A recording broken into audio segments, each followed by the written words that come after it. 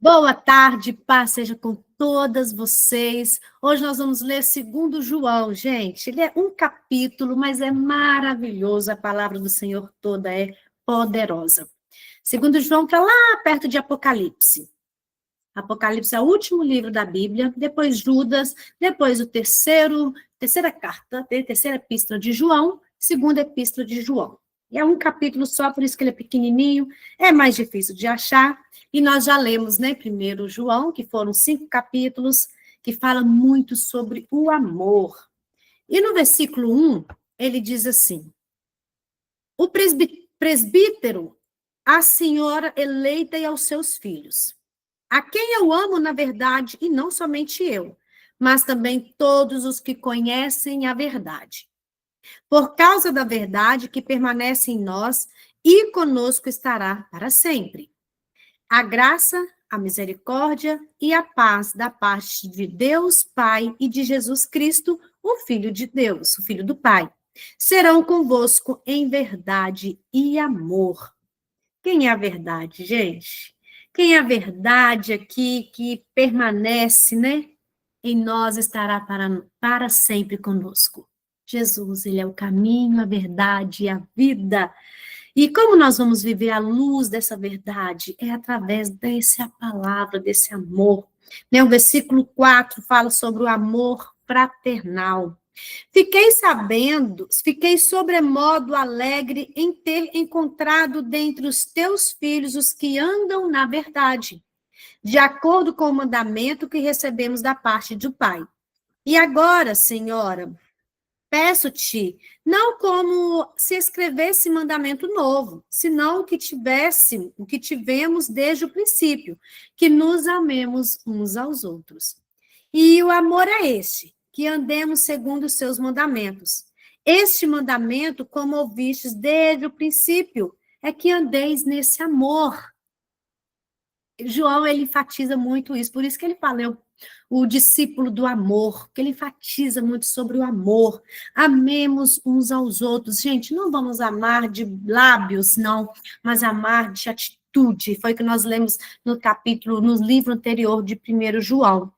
Porque muitos enganadores têm saído pelo mundo fora, os quais não confessam Jesus Cristo, vindo em carne. Assim é o enganador e o anticristo. Acautelai-vos para não perderdes aquilo que temos realizado com esforço, mas para receberdes completo galardão.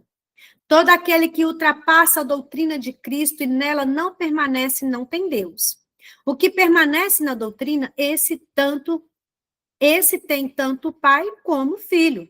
Se alguém vem ter convosco que não traz esta doutrina, não o recebais em casa, nem lhes deis as boas-vindas. Porquanto aquele que lhe dá boas-vindas, faça-lhe cúmplice das suas obras más. Qual é essa doutrina que ele está falando aqui? Porque os enganadores, né, lá atrás, lá no versículo 7, fala, eles não confessam que Jesus Cristo veio em carne, eles não acreditam nisso. Então, assim, isso é uma falsa doutrina, né? Mas nós acreditamos, a Bíblia é a verdadeira doutrina. E a doutrina é essa, permanecer em Deus, acreditar que ele enviou Jesus, que Jesus, sendo Deus, deixou o seu trono de glória e se fez carne, veio como homem. Para quê? Para morrer, para salvar a mim e você. Essa doutrina é verdadeira. Cristo, ele deixou o trono de glória e veio como homem. Então, se aquele que não professa essa mesma fé, é difícil até de receber em casa, que diz João aqui. O versículo 12. Ainda tinha muitas coisas que vos escrever. Não quis fazê-lo com papel e tinta, pois espero ir ter convosco e conversaremos de viva voz para que a nossa alegria seja completa. A nossa alegria seja completa. Então, o João, essa epístola, ele divide alguns pontos, né, para conhecer a verdade, andar na verdade, permanecer na verdade. Então, a igreja deve conhecer a verdade. Por isso, para nós não sermos enganados com vãs doutrinas, com palavras jogadas ao vento, vamos conhecer a verdade. Ele apresenta, né, que a verdade, a saudação, esta palavra que rege não só esta parte da carta, mas toda a palavra. é a verdade. Então, vamos entender que Jesus é a verdade, a palavra de Deus é a verdade. Nunca, gente, passará o céu e a terra, mas a palavra de Deus, ela permanece, ela não passa. Não vamos ser enganados com vãs doutrinas, mas sim pela palavra de Deus. E olha, o Espírito que habita em nós é o Espírito da verdade, que também nos capacita a conhecer essa verdade.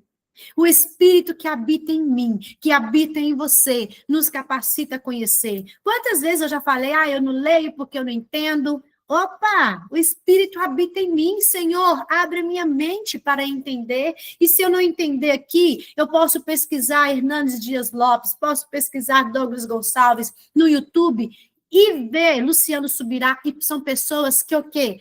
Falam da verdade, que nos explicam a verdade, a palavra de Deus. Não busquem fontes duvidosas, busquem pessoas que carregam a marca de Cristo. Mas vamos ler essa verdade que está diante de nós, né? E a igreja? Igreja, gente, não é o templo, 4 paredes. Igreja somos nós. Olha aqui. Igreja somos nós, somos 12 pessoas aqui. Igreja, representamos Cristo, porque somos membros do corpo de Cristo. Então, nós devemos conhecer a verdade e devemos andar na verdade. Andar na verdade, na obediência.